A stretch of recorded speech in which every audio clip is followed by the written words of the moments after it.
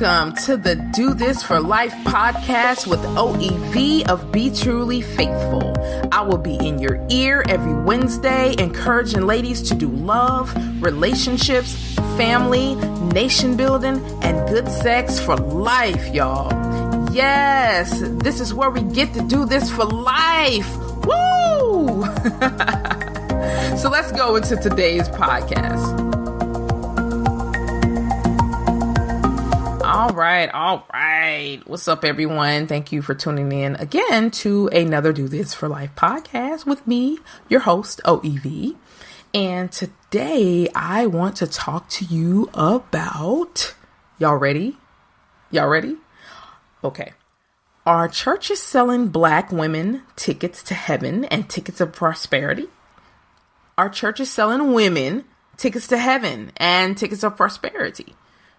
And I want y'all to pay close attention to the keyword in this question, which is selling. In order to sell something, you must pay for it in, something monetary, of monetary value. So we're talking about money here. So are the churches receiving money? And in return, are women, primarily Black women, especially Black women, because I'm a Black woman and I'm speaking from a Black woman's perspective. So are the churches receiving money from us Black women? And in return, we're getting tickets to heaven and tickets of a more prosperous life or a prosperous life. Is that what's going on in many of our local churches today?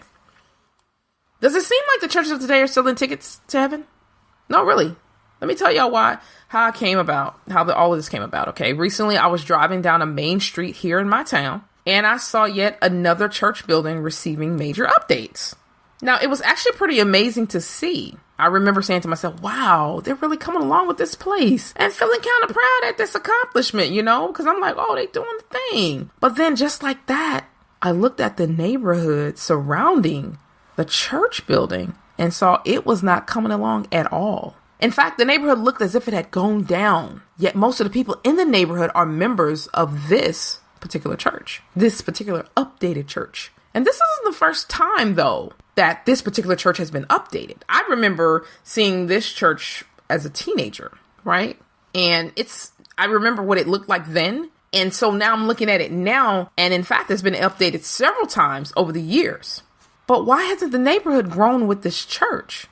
That's my question. Like, why isn't the neighborhood growing with this church? So I decided to ride around and look at many churches, and it was like a pattern. I don't know. Y'all can do this in your own cities and towns and neighborhoods and whatnot. And I noticed a pattern that the churches had grown, had facelifts, updates, modernization, and all of that. But most of the neighborhoods these churches were in had not.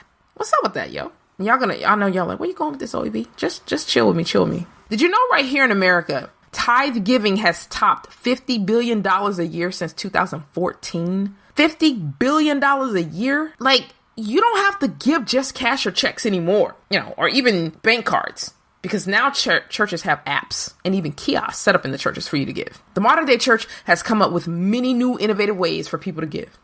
For more people to give at that. But why hasn't there been many new innovative ways to build the communities the churches are in? Why hasn't there at least been more building within the community overall? See, when I pass these churches that are updating, I notice many of the houses near them are crumbling. They're so outdated. Now, we can easily say, well, it's the people that's not keeping up with their homes themselves. And hey, listen, I'm all for taking full responsibility for yourself. I'm for self-improvement. I'm for not making excuses. I'm for all of that. But if the people in these communities are giving their money to the neighborhood church, why can't the church help the community with updating their homes? Why can't these local churches check on their members and see what their members' needs are? Why can't these local churches start programs in their church that clean up the surrounding neighborhoods, that includes updating their members' homes, things like that? Now, listen, let's be fair now. Let's be fair. I've heard of a few churches doing this, and I love it. And I love the fact that they get out there and they paint the elderly homes. Y'all seen that before? I've seen that. They have the food programs that come through. You can come through and get some food. I don't really like that they have to sign up and prove income and stuff like that. I feel like if people come up there and need to eat, feed them. Like, you don't have to do it in the Bible, but they do that because 501(c) and all that kind of stuff. That's another thing. But I've seen this happen in churches, okay? I've seen it. So I don't want y'all to think I'm just jumping on churches. There's a point I'm making. And I'm talking to my ladies today. Anybody can listen in, but that's a point I'm making. So like I said, I've seen this happen. All right. And And whether people in the community go to the neighborhood church or not, those in the community who are not members should benefit from the local church, as well as the members should be benefiting from the local church in their community. Isn't helping the poor a mandate to the ecclesia? Isn't that what we're supposed to do? Did y'all know in aggregate, Black churches have collected more than $420 billion in tithes and donations since 1980? $420 billion in tithes and donations since 1980. Y'all remember there was a fairly recent, and when I say recent, I mean within the last 5 to 10 years, there was a fairly recent Senate investigation in the finances of several mega churches many of us have heard of. And most of these churches were well known for their preaching of the prosperity gospel and participating heavily in the prosperity movement, which I'm not against empowering people in finances, by the way. I'm for that. So y'all remember that? If you don't, you can always look that up. But there's a company called Live Steez. You can find that on the internet. Live Steez or Live Steez did an investigative series and where they were talking about taking a forensic editorial approach to quantifying the return to Black America for the $350 billion in tax-favored donations it has given to the Black church. Now, on top of the $420 billion in tithes and donations that were given since 1980, the Black church has also received $350 billion in tax-favored donations. Okay, this is Black America now. Now, so in Live Steez or Live Steez investigative series, they went over how often and how much do church leaders take advantage of the faith of poor Black people. They also talked about investigating and identifying the churches that are showing a strong return on investment that goes beyond inspiration. Did y'all hear me say investment? Okay, keep following me now. What does the Black community have to show for the $350 billion in tax-free dollars? That's another thing this investigative report was working on. And that expert analyst on what could potentially be done with such a huge amount of money and how could it improve the state of our communities. All right, this is something else that's in the report. And they wanted to know, why do some church leaders refuse to participate in the Grassley congressional investigation, right? Which this investigation, right, it requested the financial records of several mega churches. Which, let me just be real. I could care less if churches participate in anything like this orchestrated by the government. I mean, I'm like, do it or you don't. But, you know, if you do right by the people and you're doing right by the community and you're keeping your books up, it's no issue to give those books over if you literally have to. But if you don't literally have to, listen, I would be the one like, I refuse. But it's not going to be a big deal on me or, you know, me and my husband if we're doing this because we do right by the people. So why am I talking about this on this Do This for Life podcast with me, OEV, your host, where we literally talk about the narrative here is love, relationships, family, nation building, and good sex for life, right? Why am I talking primarily to ladies about this? Why am I talking primarily to Black ladies about this? How does this topic, again, fit the narrative of this show? I'm going to show you. Nation building. It takes finances to build a nation. Not one nation is built on lack. Not one. So what does that have to do with today's podcast? And let me just say that again. Not one nation is built on lack. Even if the nation starts out with building and they don't have lack, and the nation suffers lack, the nation itself suffers. So in order to build a nation, you can't have lack, right? And then in order to sustain a nation, you can't have lack. There may be people among the nation that dealing with lack, but we cover one another. So there is no lack. And that's how nations remain and are passed down and people keep going because of the lack of lack. How about that? So what does that have to do with today's podcast, ladies? Okay, I got a question for all you ladies. Who do you think are the primary people in most of today's churches, especially in the Black church? Who do you think are the primary people in most of today's churches, especially in the Black church? Yes, women. It's us, ladies. Do y'all know we oftentimes make up over 61% of the people in local churches? And did y'all know that it's been reported that approximately over 22 million more women attend church every week than men? 22 million more of us attend church weekly more than men. 22 million of us over the men. So that's every week. Ladies, we are the ones financially holding down most local churches, especially in the Black community. It's most oftentimes our money keeping church buildings up and running. And I'm not saying don't give to your local church, by the way. I have no issues with us being givers. What I'm saying is if the local church isn't pouring into the members or the community spiritually and financially, something isn't right. And you may need to be rethinking where you give and maybe start giving more to building your nation and directly to those in need than to the local building who may be taking more from the members in the community than they are giving. I'm not saying don't give to your local church. I have no issues with any of us being givers. None of us. even men or women, for that matter. What I'm saying is, if the local church isn't pouring into the members and the community spiritually and financially, something isn't right. And so you may need to start rethinking where you give and maybe start giving more to building a nation and giving more to those in need directly than to the local building, who may be taking more from the members and the community that they're in than they are giving to it. The local church is supposed to be building up her members and the community she's built in, that she resides in.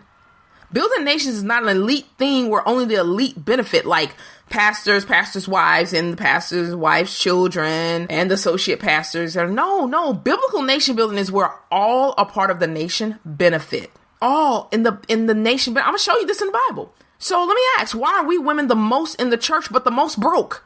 How can we build our nations broke like this? Ladies, let me break this down deeper for you, because I know I haven't finished making the connection yet, though I'm sharing things, but I know y'all are kind of like, okay, come on, Ovi, where you going? Okay, listen. I've shared stats before on a previous broadcast. Y'all remember the broadcast I did on should women depend on their men, or should wives depend on their husbands for money, for financial support and all of that? And y'all remember the stats I shared there? I'm going to give those to you again today.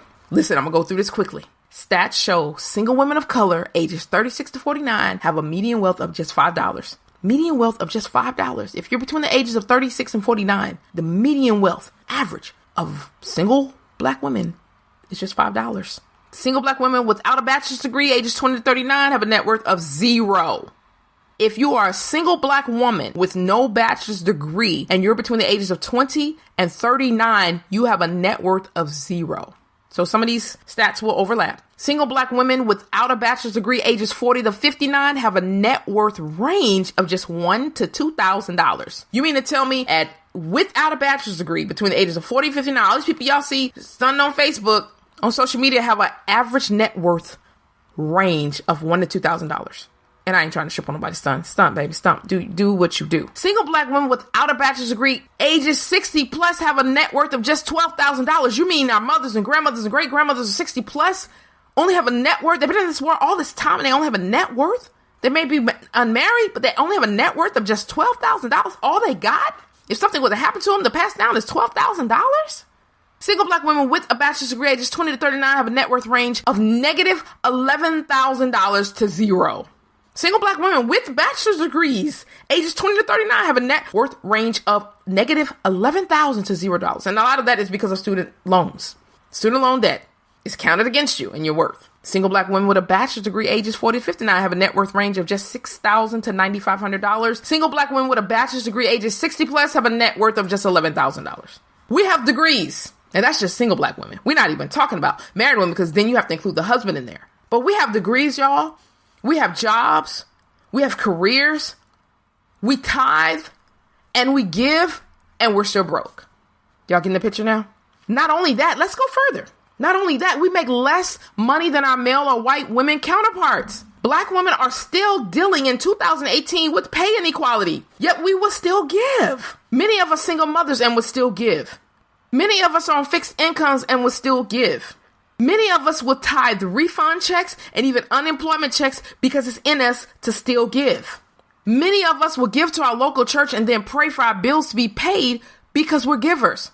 Don't y'all see what I'm getting at? We will still give. Even though we have all this debt, we will still give. Even though we don't have a lot of money, we'll still give. Y'all feeling me? There's this book, y'all, and I hope I get this name right. I hope I don't butcher it, because y'all know how I do.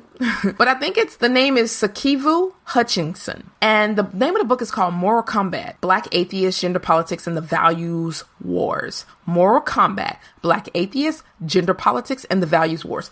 And in the book, she talks about the huge economic impact of church giving on poor Black women who feel they must contribute to the church, even when they do not have enough money to live on. Did y'all hear me? The huge economic impact of church giving on poor Black women. Poor Black women, broke Black women, almost the same in this day and time. These ladies feel they must contribute to the church. Go in there, give their tithes and offering when they do not have enough money to live on. She notes that although attention is paid to the pay gap between men and women, there has been little progress in eliminating the disproportionate representation of women of color in lower paying jobs and professions. In other words, let me just break that down to y'all. The men in these local churches, and yes, the women too, know women are single moms. They know women are on fixed income. They know we have debt and are struggling financially. And they know there's a pay gap between men and women, and that there's even a pay gap between Black women and white women. where we as Black women are the lowest collectively on the totem pole of equal pay, yet and still knowing all of that, we're still told to give so we can be blessed. We're still told to give so we can get to heaven. We're still told to give so we can gain prosperity. We're still told to give so we can get what we've been wanting until we get our desires met, getting husbands. So what oftentimes is taught is you give those tithes and offerings before you give anything else. And you must tithe off your gross and God will take care of your every needs. Yet many are still living paycheck to paycheck, fixed income to fixed income, broke to broke. No check to no check. And our net worth is remaining $5 or less or negative or $12,000 or less. And we continue to invest in those who we do not reap from. Ladies, it's like this bad relationship we have where we invest in this man who's treating us bad. He keeps doing this month after month and keep promising that things are going to get better with us and it never does. And now we look up and we've wasted 5-10 years of our lives. It's kind of like that. Think about it. You're doing all those things that you're told to do financially. You're giving and you're doing all this giving. And even when there's a guest pastor that comes through, a guest speaker, you give there too. And yet you're still living paycheck to paycheck. You're still in debt. You're not able to get a lot of things paid off. But many churches today even will have you paying something monthly, like a monthly minimum requirement for all the members. I remember when my husband and I was part of this church when we were newlyweds and we had to pay communication. We had a monthly communication fee we had to pay just because we were in leadership. Y'all get where I'm going with this? Listen, I'm working to wake some women up to start holding these churches accountable as there are more of us in these churches than them. And we can collectively, get that point, hold more local churches accountable and require change for the better. Ladies, we got to build our nations. We have to have something for our children. We got to have more than just student loan debt and car loans and credit cards debt. We got to change our situation, and much of it starts with our mindset and our finances. How can we build when we broke? How? It's time to go from broke to building, y'all. We say we building, but we're broke. How can we build it? We're broke. Listen, I'm going to give y'all some resources y'all can look up. Live Richer Academy with Tiffany the Budgetnista, Tiffany Aliche or Aliche.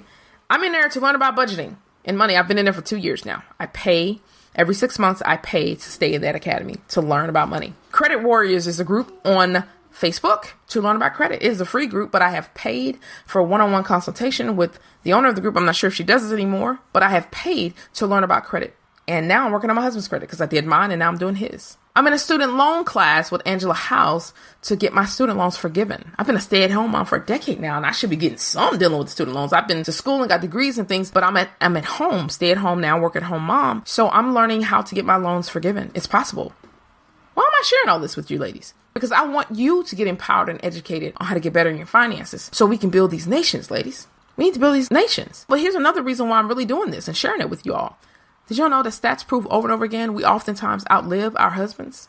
So even if you single ladies get married, the stats say that you'll outlive him. And many times, if we outlive them and things are not done correctly with our finances, many times we are the ones who end up being on fixed income or impoverished because of the choices we made earlier in our lives with our finances, because we did not keep up with things, because we gave so much to everyone else. Sound familiar, ladies? We give so much of ourselves to everyone else and their causes and little time for ourselves and our causes. We're the ones that end up broke later on in life, not men, us. Oftentimes it's us. So let me make it plain. Ask yourselves these questions. Am I broke? If so, why? Is it because I don't tithe and give offering enough? Or is one of the reasons because I tithe and give offering a bit too much? How much money have I given the church? How much money is in my savings account? Do I even have a savings account? Is the local church helping me in my community? Do they help me financially if I need it? Or do I have to borrow from the church and pay it back? I've done that, by the way. Yeah, the church, when I went, I was a tithing member, and when I needed some money, needed help in paying my rent. This is definitely some years ago. I remember they let me borrow $200 and they wanted it back. And they said that it wasn't a loan. Okay. So last question. If I was giving back at least half of the money, if I was giving back at least half of all the money I gave the church building, would I be better off financially? Would I have a savings account that way? Would I have money in my savings? Would I be better off financially? Answer those questions. Think, ladies. Think. That's all I want you to do right now is to think. Then I want you to feel exactly how you feel after hearing all this, and then start having these discussions. We have more power than you think. We can make some amazing moves in building nations. We can make claims, we can give suggestions, and we can even make a few demands because we've been sowing into these church buildings all this time that the pastors own and we own nothing. Did y'all hear me? The pastor and his family own these buildings and we own nothing. When we sow into these churches and give into these churches, we don't get a piece of that. It's not like stocks and bonds where you get a piece of America, a piece of businesses when you obtain them and diversify. But with churches, if we give, what are we getting out of it? You know, some people say, well, I love to give. It's a beautiful thing that you love to give. And I'm not attacking anyone's love to give. I'm not attacking giving. I'm not attacking churches either.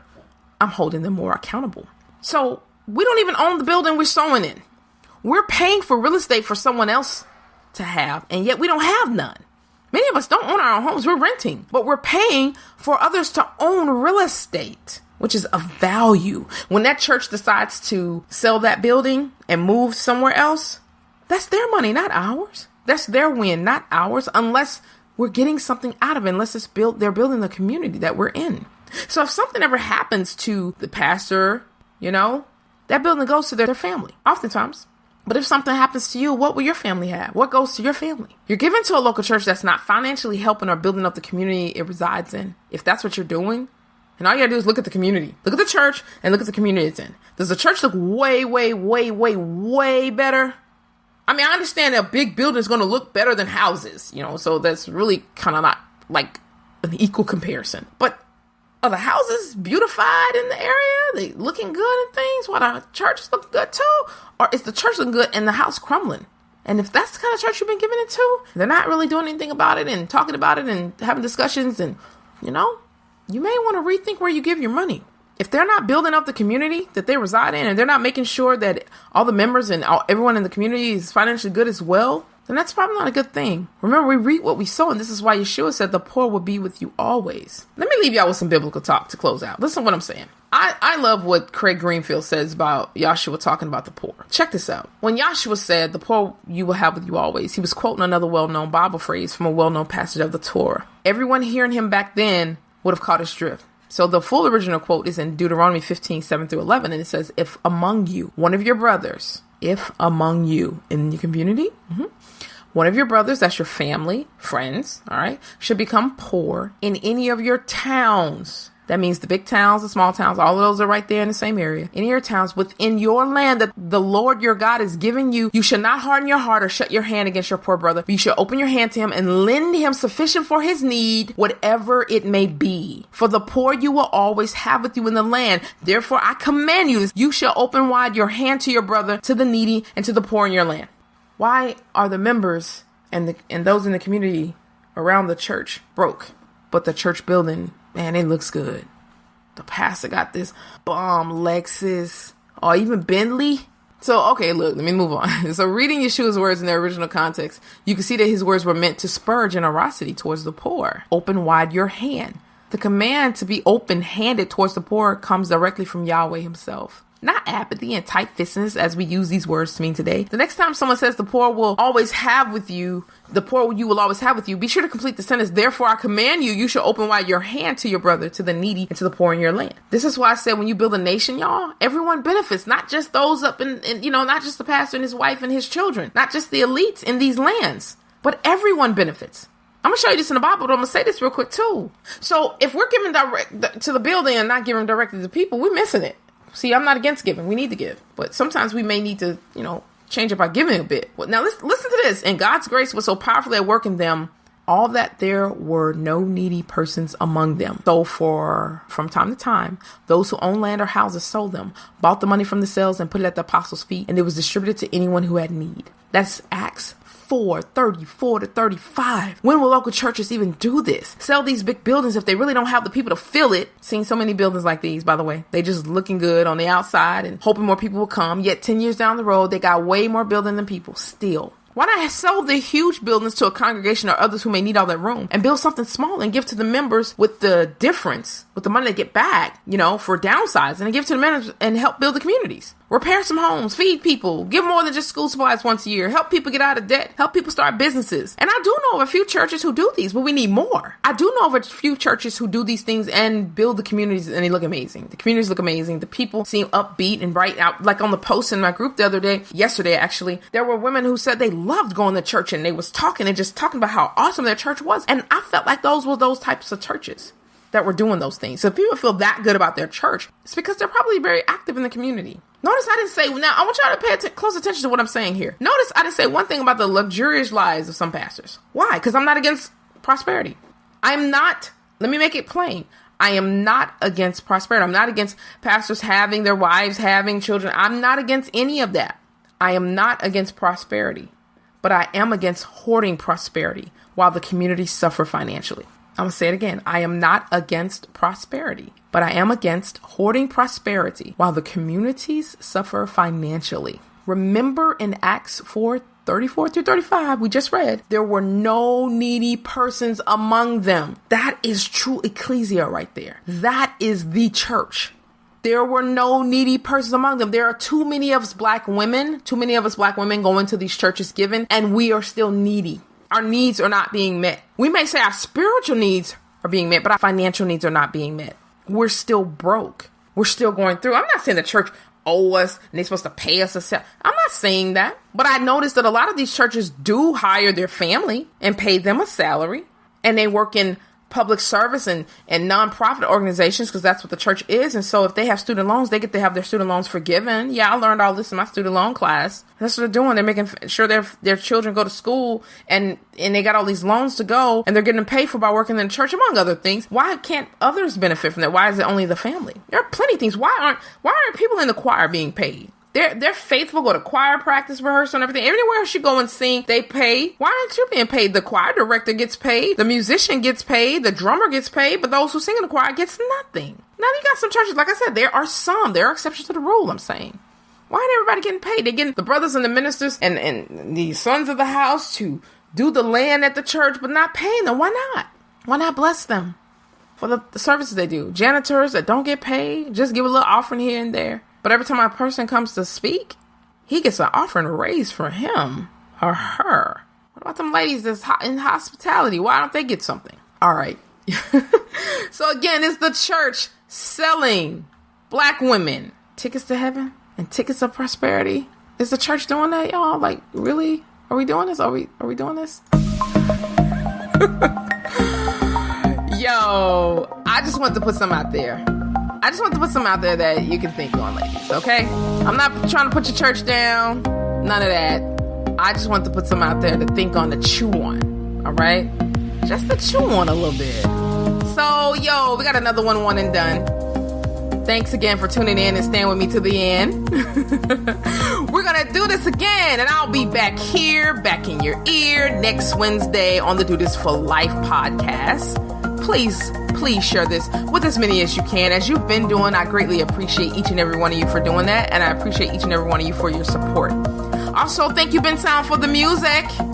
And yo, if you have not downloaded your Build a Nation checklist, please go to buildanation.com. That is build-a-nation.com. build-a-nation.com and get your free checklist. Ladies, you need this checklist to help keep you grounded on building a nation. All right? Don't lose focus on building a nation. We got to do this together. It's going to take more. I can't do this by myself. I can't do this just my husband, and we can't just do it with our seven of us. We got to do this with others. So we want you on board too. Like-minded people, go to build-a-nation.com and get your free checklist on how to get started in building your nation. It takes people to do this, and many times it takes you to get this started. Recognize your power, ladies. Recognize your power. Remember today's broadcast? Think on it. And lastly, if you need an appointment with me to sort out some stuff in your life, make sure to go to workwithoeb.com. Workwithoeb.com and sign up for your one-on-one appointment, and also use the same link to join my group of over 4,000 women where we discuss all of these types of things and more. Yes. So enjoy the rest of your day. Enjoy the rest of your week. And see you next Wednesday. Much love.